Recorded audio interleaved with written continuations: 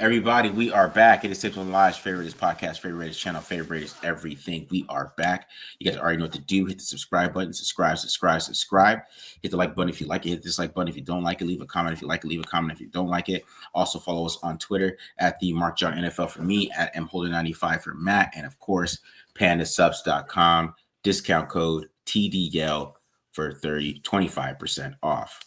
All right. So today we are doing free agency, even though they signed like 5 guys. We got like, so you probably can figure out who we're doing. It's good, you know what I mean? Especially me, you know what I mean? I'm the options are limited, real limited, right? So we're doing our Raheem Mostert and Jeremy Chinn today. Kind of going over their games, what they add to the team, all that good stuff. You guys know the drill. So let's just going over their film and seeing how that plays out for them. And yeah, that's just about it. That's gonna be the show for today. But first things first, we can talk about free agency a little bit more overall. It's kind of just been super slow. What are your thoughts, Matt?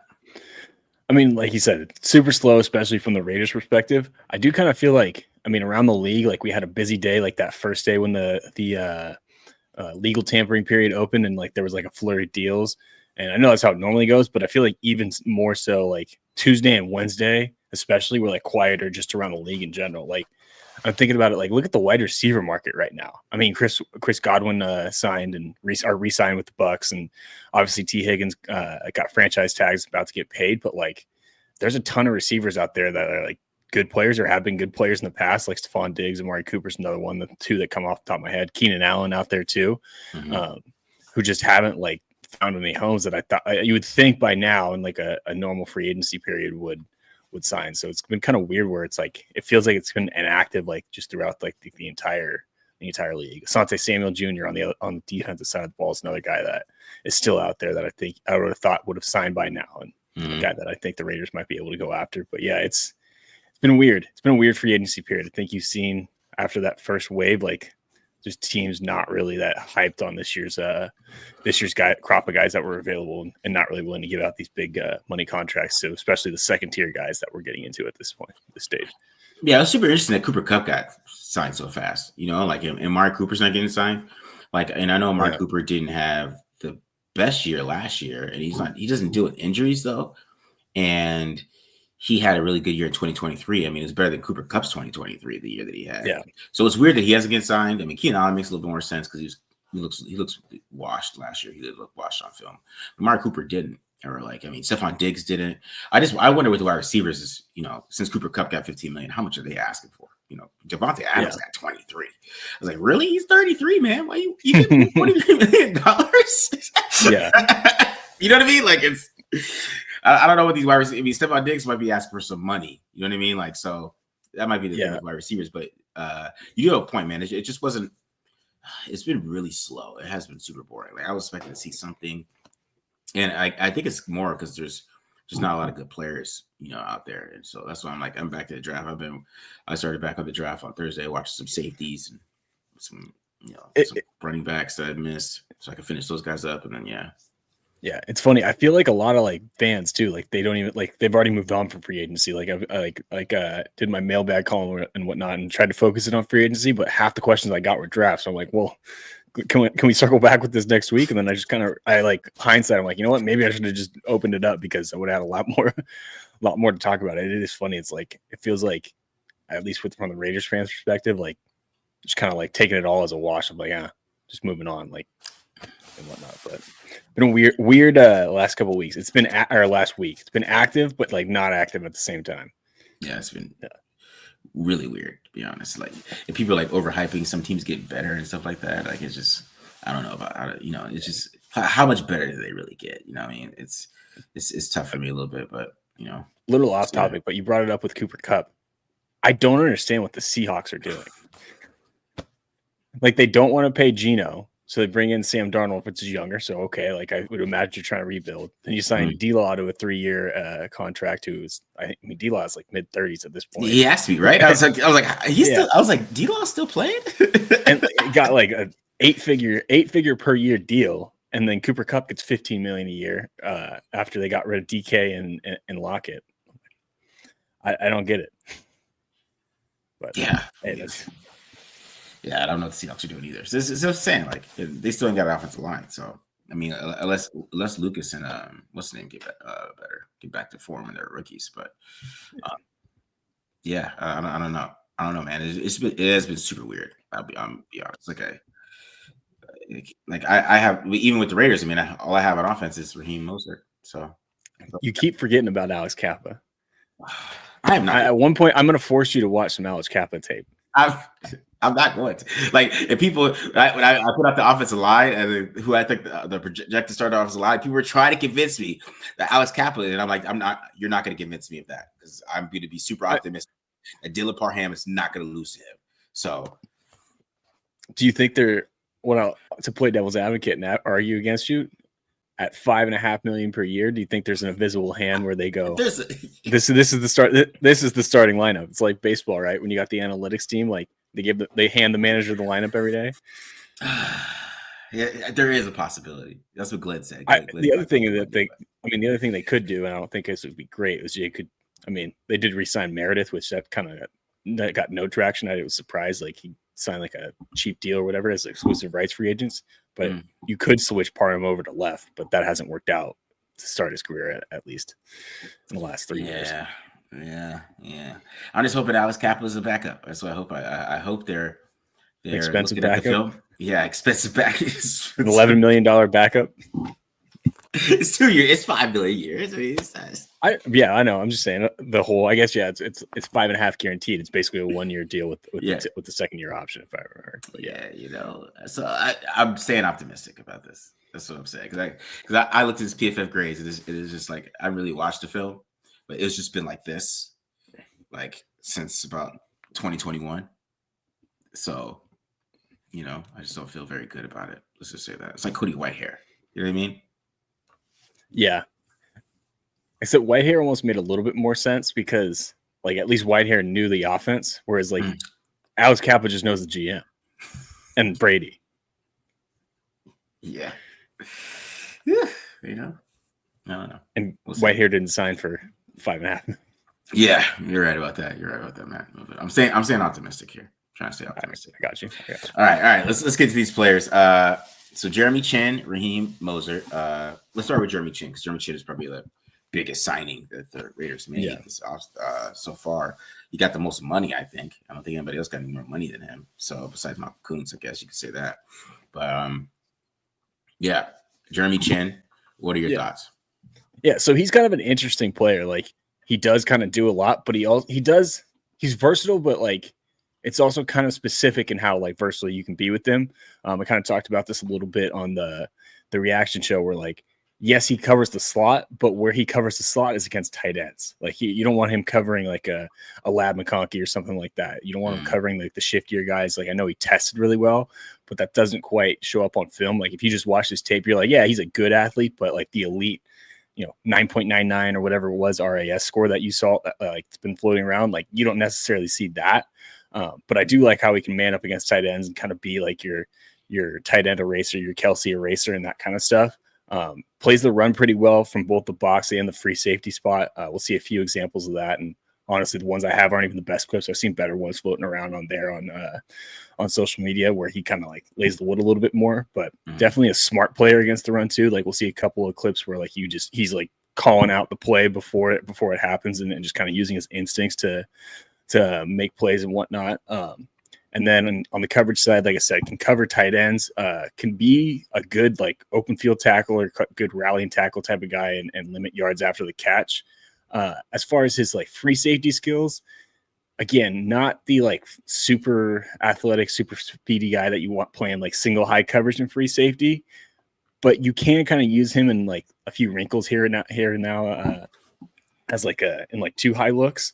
Like we'll see one clip where the Rams run, or excuse me, the Bucks or the Commanders. Third time's the charm there. The Commanders run like an inverted cover 2, where he's like starts in the box and drops and actually makes a pretty nice PBU against Mike Evans. So he can do a lot of things for you. It is kind of specific on what you can do with him. Like there is a little bit of like I don't think he's going to be super fluid or someone that they can really play at free safety much. Like I still kind of feel like that's kind of a need between him and like Isaiah Paul-Mao. Like I don't know if Paul-Mao is going to be more of that center fielder, which they have used him in the past. But we'll see. So that's kind of the one question mark I have with them getting rid of Trevon Merrick and bringing in Jeremy Chinn is like they did replace like one versatile safety with another, but I still feel like they need that like center fielder in the defense or at least I have questions on that at that part.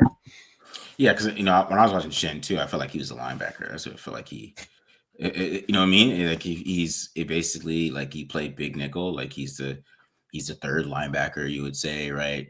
Kind of out there, kind of, yeah, it's a safety, right? But he's out there playing linebacker, and he could play against the run. He's 220 pounds, right? Yeah.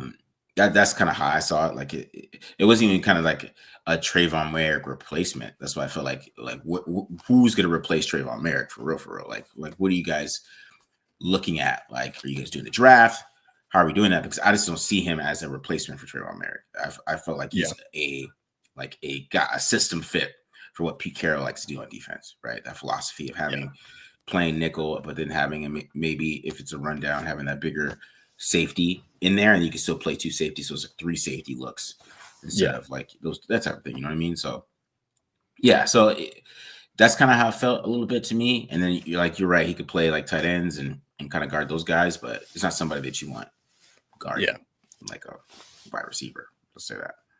And to put it in Pete Carroll terms, like he even brought up in his press conference of like the comparisons to Cam Chancellor, and like Chancellor was 6'3", 225, something like that, and Chinn's I think 6'3", 220, so they're about the same size.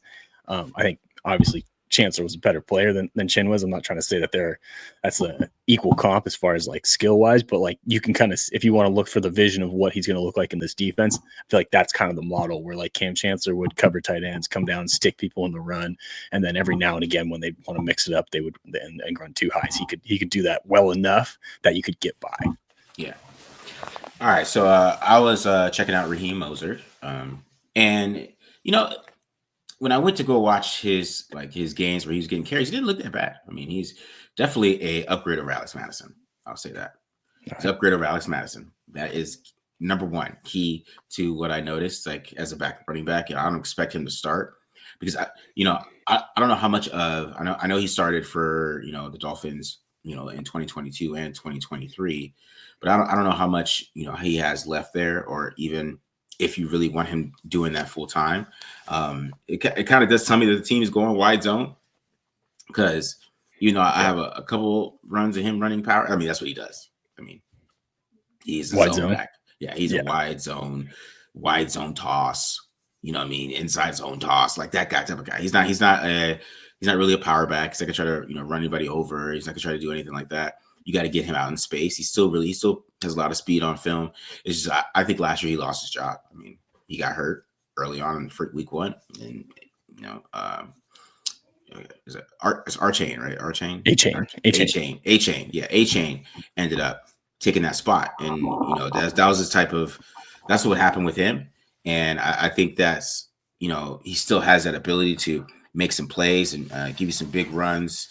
He does catch the football really well. Don't want him to block, but he can catch the football. But he can't do that. He can catch the football. He can do those type of things. He's a good yak guy on receiving. So, like I said, like he's definitely an upgrade as a backup running back than Alex Madison. Like if a guy goes down, I'd rather have him run the football than Alex Madison. So I feel better about that, but I feel like they're going to go. I mean, you have to have that wide zone thought process to even bring him in. So that might be the scheme that they want to run. And then based off what Sincere McCormick was doing good at last year, or even if they, get some of these zone backs, they had Caleb Johnson for a visit. I like Tootin as a zone back from Virginia Tech.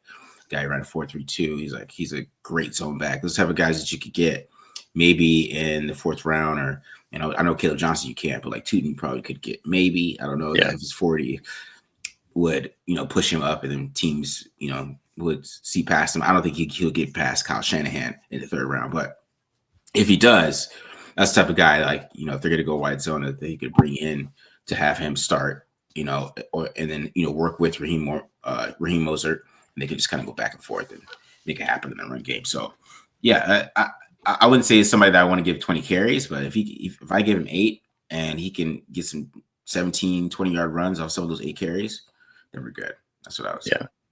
Yeah. Mosert's kind of had an interesting career because he kind of got a late start. Like I know he's 33, which normally is like a death sentence for a running back, but like he didn't play for those like first like 4 or 5 years. Was just a special teams guy, so he has a little bit more tread than his age would indicate. But yeah, one of the things that like he's touched on, like he's kind of been like a Shanahan merchant, like the Shanahan system merchant type of deal. Like that's how he kind of made his name with the 49ers when he started having those good years, and then obviously goes to Miami to play for his old run game coordinator and Mike McDaniel, and like 2 years ago led the NFL in touchdowns. I think he only had 21 in total, like 18 rushing, 3 receiving. So yeah, I think it definitely means he's at least going to be their wide zone back and whatnot, because that's been his calling card throughout his entire career. Oh yeah, 100%. I mean, yeah, he's been all Shanahan. Then Mike McDaniel brought him over, and he was successful there too. So yeah. I mean, when he was kind of like, even when he was like 31, he still averaged 4.8 yards per carry. You know what I mean? 4.9. So it's there. It's just you have to, I think he is getting a little bit older there a little bit, but like I said, it's a backup. Yeah, $2 million 1 year. It looks pretty good after I watched the film. So yeah. All right, let's do Jeremy Chinn. Let's do the prime free agent they signed first. All right, so I'm gonna start with a few clips of Jeremy Chinn playing the run here. This first one, we're gonna see a little read option from the Giants, and Chinn's gonna roll down into the box with the motion from the slot receiver here. And again, just an example of what he can do. The way I'll show this from the end zone view. The way the Commanders are playing this, they're having Luvu the end here. Like you'll see him kind of step out with Daniel Jones to take care of the quarterback on the read option. So then Chinn's going to insert inside and just kind of come in and make a nice tackle here. Again, one thing that stands out about his film is he is a pretty damn good tackler. Like you'll see him drop the pads here, 6'3", but we're getting lower than that Singletary, who's like 5'8", maybe something like that, and go get the legs. So again, just kind of what he can do. Definitely a dude who's willing to stick his body in the line and stick his nose in and play against the run and get physical. This is one of the clips where I think his football IQ stands out. Like you're going to see a little pin and pull concept here from the Giants. And I'll back this up to what I'm talking about. Like you'll see, like once he gets this little motion here from the tight end, like if you watch his hand, he's like going to start pointing it out, like outside run's coming. And then once the ball snapped, he just sees 70 here start to pull out, and he's going to crash downhill and beat the tackle to the spot, win with a little rip move.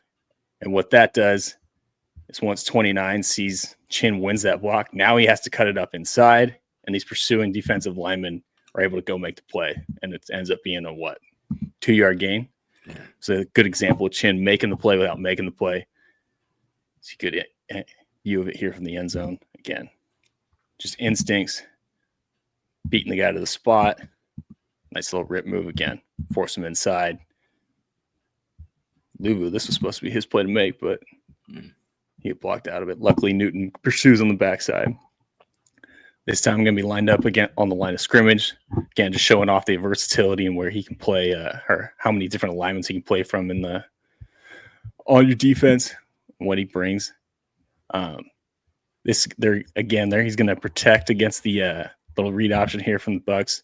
See him kind of make sure Mayfield doesn't have the ball. And once he reads that, what I like too is he just comes flat down the line of scrimmage. So then when we get this congestion up here on the front side, he's able to go chase it down from the backside and make the tackle for like a 2-3 yard gain.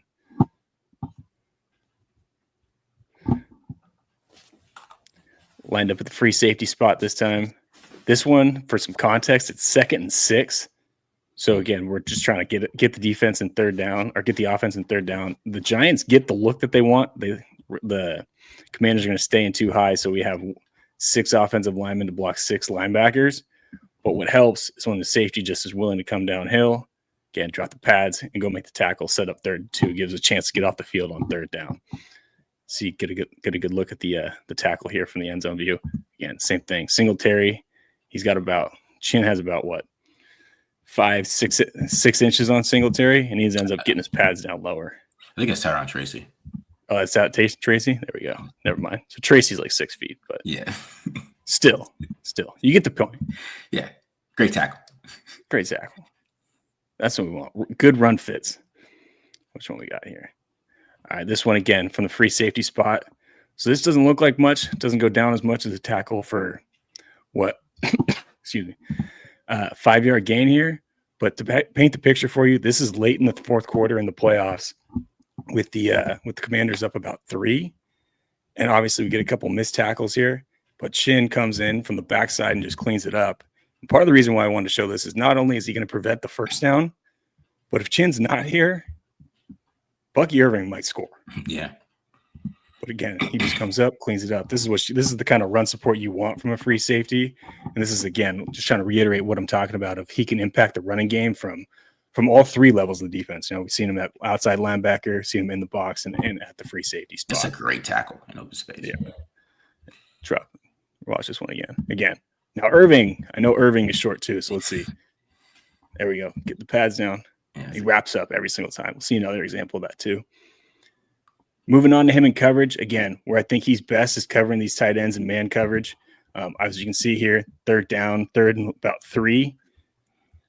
Get a little motion to try and throw him off here and try and get him picked with the tight end, where he's going to return back and work into the flat, stays deep and avoids the trash, and then just converge on the ball, converge on the route, and go make a nice tackle, stick the tight end to make sure he doesn't get any extra yards. So more of a rally and tackle guy than a guy that's going to make a ton of plays on the ball. But again, you can see a little bit of what he can bring. This one, again, another good example of his football IQ. Get a little screen here from the Giants. And on top of it, too, like they're trying to disguise it a little bit by having the receiver motion across the formation and then set up for the screen. So that's going to force Chinn to bump out wide at first. But then once he sees this left tackle here, left guard, release out into the flat, he knows it's coming. Again, kind of like that pin and pull concept we just watched against the run. Same type of thing. Beats the guard to the spot. Go make that open field tackle. See it here from the end zone view again. Get a good look at the tackle. Boom. Get low. I would like to see him stay on his feet a little bit more. But what I love is we're holding on for dear life on that leg. Let somebody else come. Loss of 5. We'll take that every time. This is the one I'm thinking of. Yep. Oh, yeah. So this, I will say, I don't know how practical this play specifically is going to be because I don't know many guys in the NFL who are going to try and reverse field off a screen, but Malik Neighbors is the rookie does. Mm-hmm. But again, just a good example of a great open field tackle from Chinn. See nice little speed too to kind of hawk him down. That's a great tackle. So, yeah, more. What's up? Yeah, for real. He can tackle. And when he gets a hold of you, he's not letting go. Like you can see, he does a great job. It's just kind of like little Karate Kid sweep the leg here. And bring him down. Get another TFL from the screen when we start from what? 12 yards of depth. Yeah. Again, Malik Neighbors kind of being a dumb rookie helps out here, but the bigger picture here is a great open field tackle from Chinn. Now in coverage, this time he's going to be playing way off, obviously against a short curl. Not much you can do or not anything you can do to prevent the completion. Again, just a nice other open field tackle, prevent the first down. That's what we're looking for at this stage when we're playing with that much cushion. See a little bit of the speed too to kind of close. Yeah. Reduce space. Just bring guys down. I don't remember exactly how many misses he had last year, but it was not many. What I liked about this rep too is, and you guys have heard me talk about this a ton when we're playing zone in the NFL. If we look at the down distance, it's second and a country mile, second like 25. So when he's playing this little cover 2 zone, what I like, you'll see this little move where he kind of like steps to come help on the curl. And that just kind of helps influence the check down here to Bucky Irving. And then from there, okay, now we just got to rally and tackle. Again, bring the guy down, 3-yard gain. We'll take 3rd and 22 every day of the week. Now, I know I was talking about how he doesn't have a ton of ball skills or anything. And, of course, now here's a nice little PBU from him. But, again, this is kind of what I was talking about with him in man coverage, where he can be effective, going to go up against a tight end here. Now, I will say, like, one thing he does, and we'll see this from the end zone view too, He does kind of bite on this little inside stem from the receiver here and does get out of position. But what I like, if you notice right about there, he uses his hands, and that's going to help him stay in phase. And then on top of it, like, just makes a great play to undercut this route and be able to go make a play on the ball and rip hands at the catch point to get the PBU. Yeah. So again, not a guy you want lining up in man coverage against receivers, but he can hold his own against tight ends, even against like a physical route here at the top. See him kind of like bite on the inside with his hips pointed a little bit towards the sideline, with that outside hand getting on the chest, helps him recover, and boom, just great play on the ball. That's nice play through the hands, go get the PBU.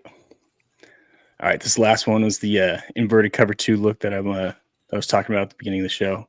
Again, you want him playing in the box more than anything, but on these little wrinkles where you're going to run a 2-eye, like, he can be pretty effective. Like, you're going to see both these safeties kind of drop with the free safety staying put to protect against the post in like a Tampa 2 look.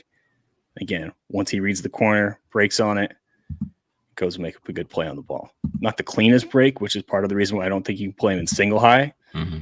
But when you play in these cover 2 looks and you don't have to run quite as far, go be effective and play the hands at the catch point. Let's see here, get a good look at it. Boom, great play. Boom. So Jeremy Chinn, yeah. I mean, to be honest, that was pretty impressive, man.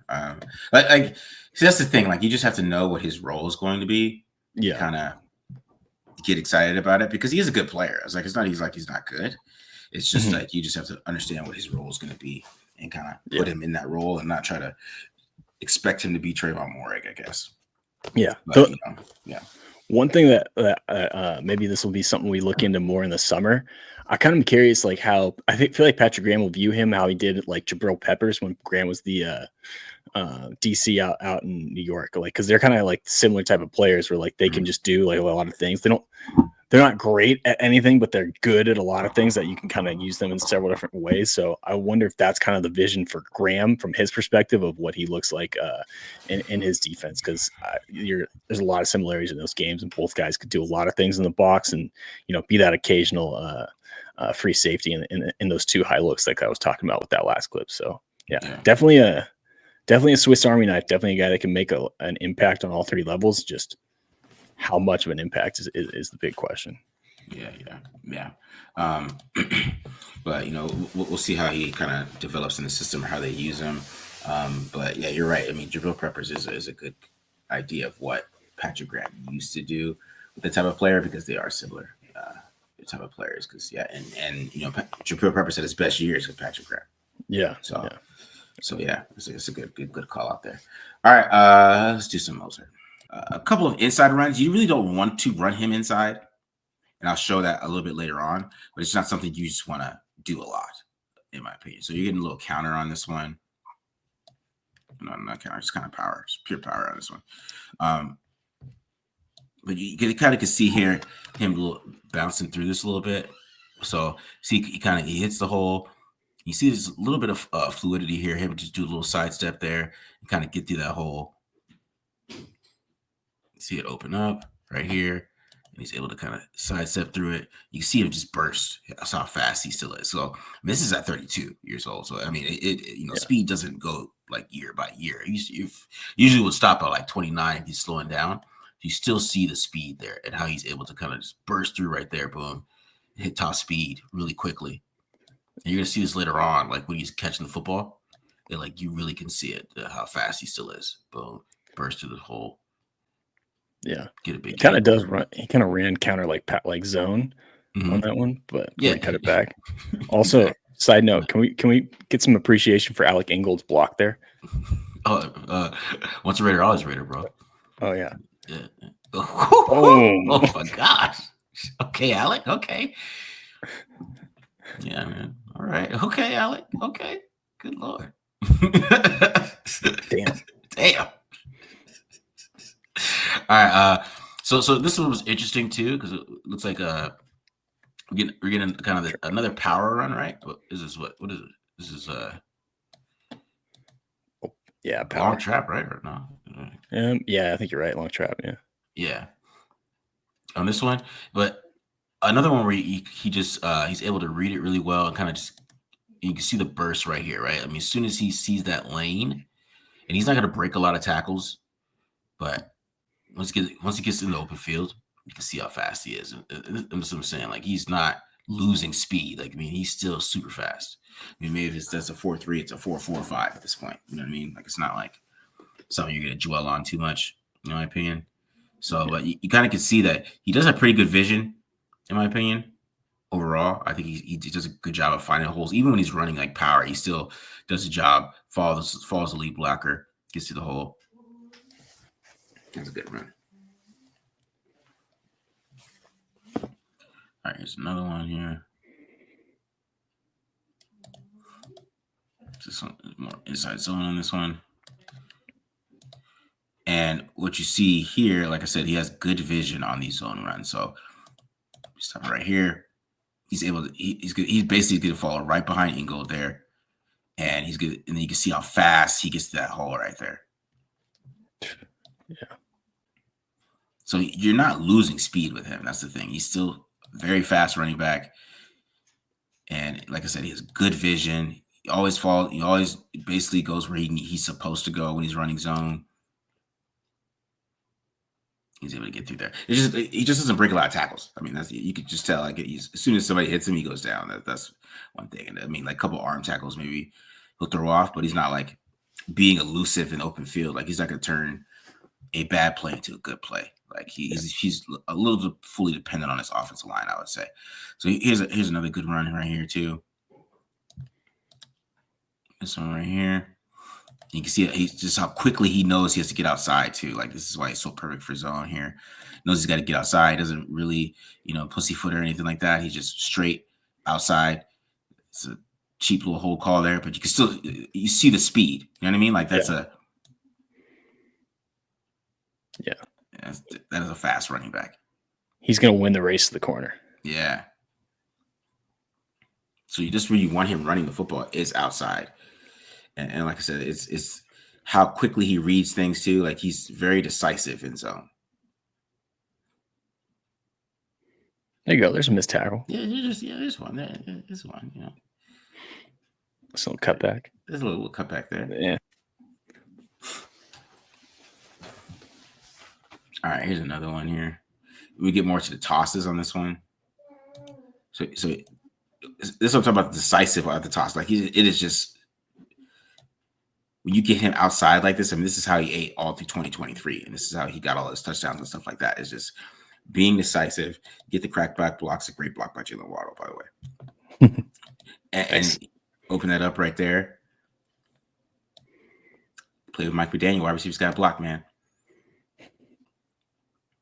But you know what I'm saying? It's just as soon as he sees it, he is going, right? And then he even runs past Hamlin here a little bit.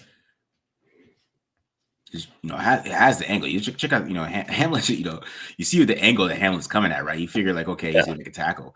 But he just beats him to the angle right there. Just outruns him. All right, here we go. There's another one on this one. Kind of getting some more outside zone on this one. As we get some outside zone on this one. And like I said, this is another one where he's able to kind of understand, okay, so 74 is getting beat there. Looks like Eichenberg just gets, beat. He's able to, get away from this guy, right? So you can see the speed and then able to cut up field. So then, you kind of break an arm tackle right there and get some yards. To see some good block by the rest of the offensive line.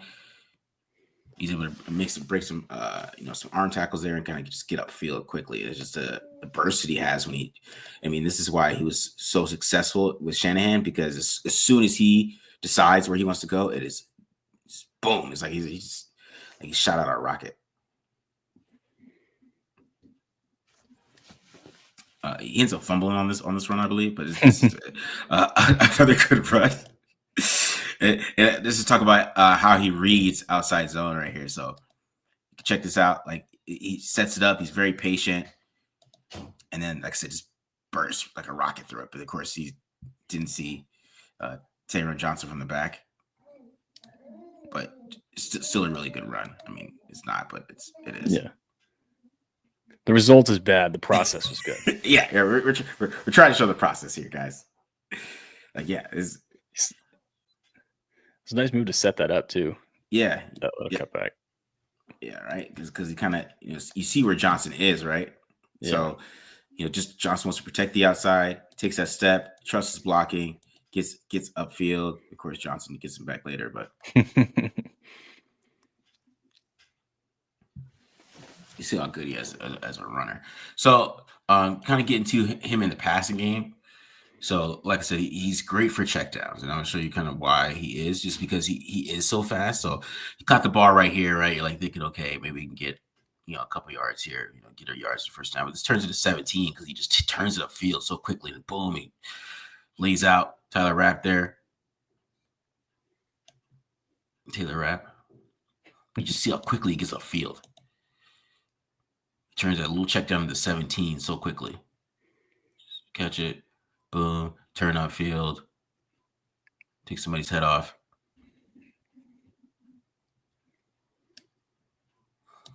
I think Rapp got the penalty here. I don't know if that's a. You see it from this angle. Like I said, like you figure like right here, like maybe he, there is a hole here, but you're figuring like maybe okay, he's not gonna just turn this into 17 yards, but he does because he's just so fast in the open field. And this is at 32. This is old. Were you gonna say, Matt? I was just gonna say you can tell like he's the definition of that one cut runner that does so well in zone schemes, right? Zone, yeah. And then see the long strides. As I'm saying, you can get him out in open field here, and he's gonna turn a run like this into 17 yards because by the time you get to him, it's already 17 yards downfield because how fast he is.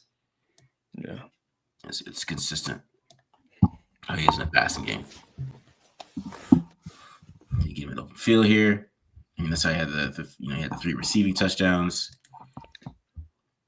in 20 and 23. Here's another one where you see him right here. He's doing the chip block, lined up outside, chip blocks there on Byron Young. And then this is like I said one more time, like catch the ball right here. And this ends up, it's short of the first down on 3rd down, right? But he's going to kind of break that arm tackle right there, get upfield, and he gets a first down.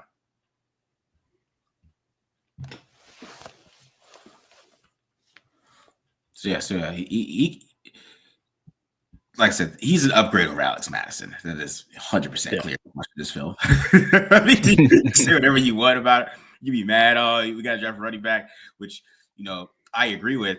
But like from the other aspect of it, man, he's pretty damn good.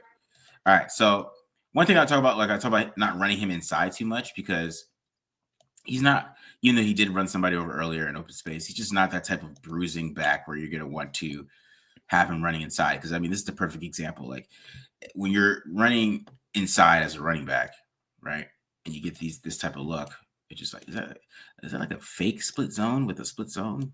What the hell is this?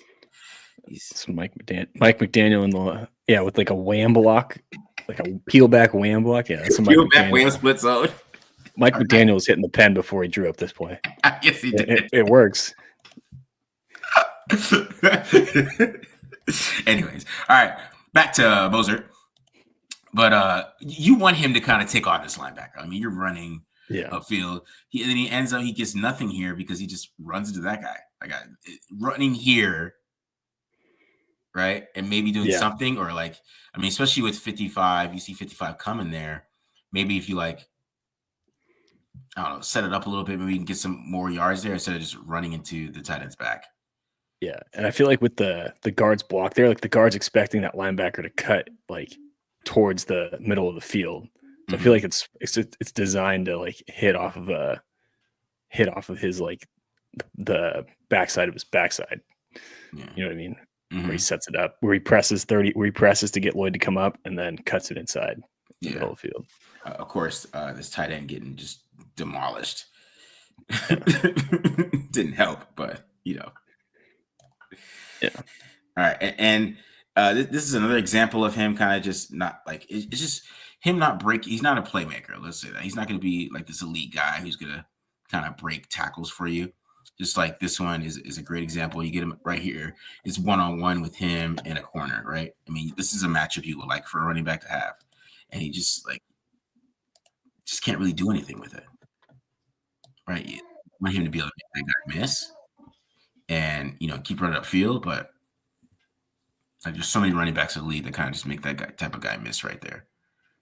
Like especially right here. You can kind of see how stiff he is and why he can do that. So that's kind of the reasons why he is just a one-cut runner. So we're here another toss here. And here's another example right here. And like I said, this is what you want to see from a zone back. How he reads it, finds the cutback, boom, one cut. But what I'm talking about, like what the difference why he's not like a superstar running back is because he's got number 20 here. And a guy like Josh Jacobs, Saquon Barkley, they're gonna make that guy miss.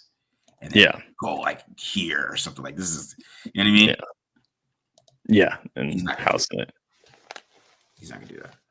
So yeah, but that's Mostert. Hold on, let me back up here. Boom, there we go. I gotta remember these bottom buttons. So yeah, that's Mostert. He like I said, he's an upgrade. Let's start there. He's an upgrade over Alex Madison, and that's clear on film. You got to run zone with him, though, in my opinion, because if you get too power, I mean, you're not going to get much out of him just because he's not that type of running back, right? You want to get him where he's outside. If there is a chance for him to bounce it, you could use his speed to get outside. It should be all wide zone with him, in my opinion, when he's out there. But because he does it so well. I mean, it's something he does. He's one of the better backs in the league running that scheme. So I think that's something you got to take advantage of what he can do. And it's not like how, I felt with like Tom Telesco bringing in Alex Madison, and Alex Madison's not even good at film with running outside zone. Yeah. You know what I mean? And they had to switch it mid. Like it was a mess last year. You think about it, but Mostert, it fits what Chip Kelly likes to do. Chip Kelly has ran zone primarily at UCLA. This year he mixed it up, but at UCLA he was primarily zone. So that's what Chip likes to do, and he fits that perfectly. So if they draft somebody, they want to be the starter or whatever. Sincere McCormick takes, I don't know, but he's like the perfect guy. If somebody gets hurt, he could take those carries. If you need to, have the running back have a breather. He can catch the football out of the backfield, and he can also run the football. So I think this is like a great pickup from the perspective of him being a backup running back and the money they got for it. Yeah, a scheme specific RB2 is basically what you're getting. Yeah, I did want to bring up. I was just curious because while you were talking about it, his career has been wild. He's got like a Josh Johnson like career. Undrafted free agent 2015 by the Eagles, played for 3 teams: the Dolphins, Ravens, and Browns in 2015. Then signed with the Jets in 2016, didn't make the team. Got on with the Bears, got cut. Then found his way to the Niners in 2016, but didn't like make an impact offensively. Like he was a special teams guy until 2019. So his 4th year in the league, and then obviously had like a couple good years with the Niners, got injured. Went to Miami, had a 900-yard, almost 900-yard season, 1,000-yard season in 2023, and then got injured last year and got a spot taken. So, 1, just a wild career, and 2, like what I was talking about a little bit earlier, like, yes, he's 33, but there is a little bit more tread on the tires because it took him so long to kind of catch on in the NFL. Again, 4 years after he was after his rookie season in his fourth year was when he finally started actually getting carries. So I think that is the nice thing about it. But what a wild career! Like, to basically go 4 years of like being a fringe roster guy and then ended up making a Pro Bowl. Kind of interesting. Yeah, man. I mean, that's what I'm saying with running backs. It's all about finding that right system. You find the right system, you can be that guy, and that's what he did. He found it with Shanahan, and he got his shot, and he didn't look back. And like I said, that's why I feel real comfortable with him handling the football and what Chip Kelly likes to do in the running game. Because Chip Kelly likes to do some of that creative stuff that Mike McDaniel was doing. And once that starts happening, and you have Mostert back there being able to read it quickly, and just having that one cut speed, it will work. It could work. Yeah, I can see it working there. So He's been a decent home run hitter in the past. I mean, you talked about it a little bit with the speed. I mean, he ran again. This is 10 years ago now, but he ran sub 4.4 at the combine, so he can always run. That's for sure. Yeah. All right. So that's the episode for today, guys. Hope you guys enjoyed this episode. We haven't had too many free agency episodes, so we'll probably do one more. I don't know who else you're going to sign. Unless you're going to have an all defensive show probably next time. That's okay. We're gonna keep it all defense. That's what the Raiders are focusing on in the free agency, and then we'll make it happen that way. And then of course, like I said, check out all the draft stuff that we're doing before, because we're gonna get right back into that next weekend. So draft ahead. We're gonna be doing the draft until what April 27th, something, 25th, 26th, 24th, I think. 24th, yeah. So yeah. So we gotta get back to work on that. You know what I mean? We're gonna be checking out. Matt's gonna give us some linebackers, I'm pretty sure. Because I'll probably do dive some safeties, you know what I mean? I'm probably gonna do all defense there too. So it's good defensive from here on out. Let's just say that. It's gonna be a lot of defense. Yeah. All right. Any last thoughts, Matt? Before we get out of here? Not much, man. I mean, hopefully we'll get some news. Maybe Asante Samuel to the Raiders next week. I'd be like that. I would honestly get a lot more excited about the free agent class if they got him, because I do feel like they could use an upgrade at corner and a true guy that can like be the number one guy, whereas Eric Stokes doesn't do it for me. But if they could get Asante Samuel, I'd be kind of stoked, because he's a guy I'm surprised is still around. I wonder if his knees or his injury is worse than we might expect, and maybe that's why, because he didn't only play 4 games last year. But I'm pounding the table for him to come to Las Vegas. Yeah, I don't want Eric Stokes playing on purpose. Like it would have to be some injuries happening. The film's that good, huh? Is that a little preview for the weekday show? It's just I just wouldn't want him playing on purpose. That's all. Like, gotcha. If we get some injuries and like some depth, like, okay, I feel okay with Eric Stokes being out there for a couple games as a starter. You know what I mean? But yeah, if you're starting Eric Stokes, you're in trouble. That's how I feel like. It's one of those things. Sounds good. All right, guys. We're out of here. Peace.